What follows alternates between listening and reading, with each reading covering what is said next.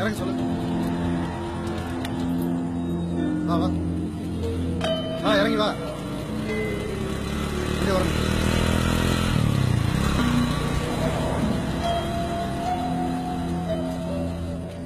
நிறுத்து. ஊதியா குடிக்கல சார். என்னது ஊதியா சார்? எதுக்கே ட்ரிபிள்ஸ் வந்தீங்க? ஏதாவது ஒன்று ஆச்சுன்னா யாரையா பதில் சொல்றது? டியூட்டில இருக்கிறவங்கள தான் 1000 கேள்வி கேட்பாங்க. ஃபைன் போட்டுமா சார்? Sorry sir. என்னையா சாரி? அதுக்காக டிராபிக் ரூல்ஸ் எல்லாம் மீற முடியுமா சார்? ப்ளீஸ் சார், நைட்டு ரொம்ப லேட் ஆயிடுச்சு. அப்படியா? லேட்டான பார்ட்டி தான். 1500 ரூபா கொடுத்துட்டு போ சார். ஃபைன் கட்ட பைசா இல்ல சார். உன்னை பார்த்தா அப்படி தெரியலையே. டைம் வேஸ்ட் பண்ணாம 1500 ரூபா கொடு, இல்லன்னா வண்டியை வச்சுட்டு போ. காலையில ட்ரிபிள்ஸ் வர மாட்டோம் சார். Please sir. ஒத்துக்க.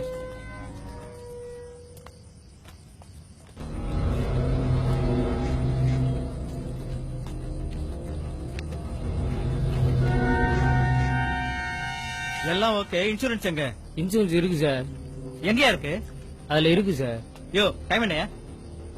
Sir 12:10 sir. 12:10 ஆச்சு. முடிஞ்சு போச்சியா?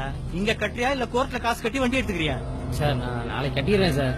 குடுக்குறியா இல்ல பெட்டி கேஸ் போடவா? சார் ப்ளீஸ் சார், விட்டுருங்க சார். யோ, காலையில ஸ்டேஷன்ல வந்து வண்டி எடுத்துக்கியா? சார் நீங்களே இப்படி பண்ணலாமா சார்? அரசாங்க வேலை இருக்கீங்க, உங்களுக்கு மாசம் மாசம் சம்பளம் வருது. பகல்ல இருந்து நைட் ஓட்டினா தான் சார் எங்களுக்கு ஏதாவது கிடைக்கும். ப்ளீஸ் சார் விட்டுருங்க சார். குடிச்சிருக்கியா? சார் நீங்க குடிச்சிட்டு நான் குடிச்சேன்னு சொல்றீங்களா சார்? என்கிட்டயே வா. வண்டியை சீஸ் பண்ணியா? இவ்வளவு இழுத்துன்னு போயா? ரூல்ஸ் பேசுறியா?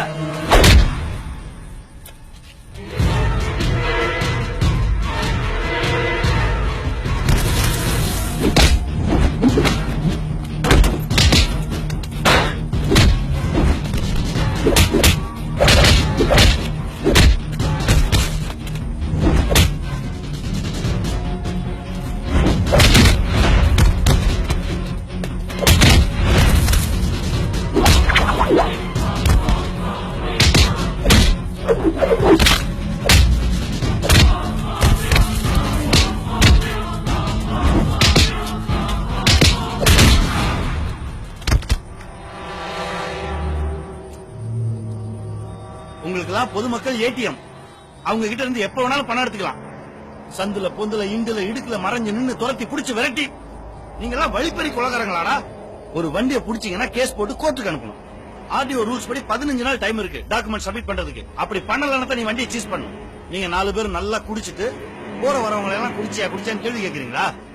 பப்ளிக் உங்களை பார்த்து பயப்படல, நீங்க போட்டிருக்க யூனிஃபார்முக்கு மரியாதை கொடுக்குறான்.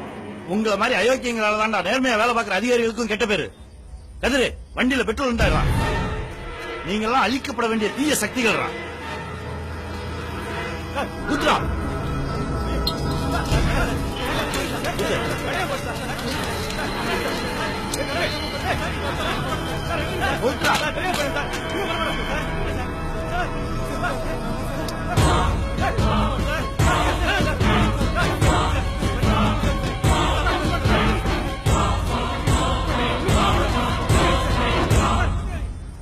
தீவிரவாதியின் தீவிரவாத செயலை விட கொடூரமானது ஒரு நல்லவனின் அமைதி. நாங்கெல்லாம் அமைதியா இருக்கிறதுனாலதானே நாட்டை இப்படி நீங்க சீரழிக்கிறீங்க. எங்க அமைதியை கைவிட்டோம், தாங்க மாட்டீங்க.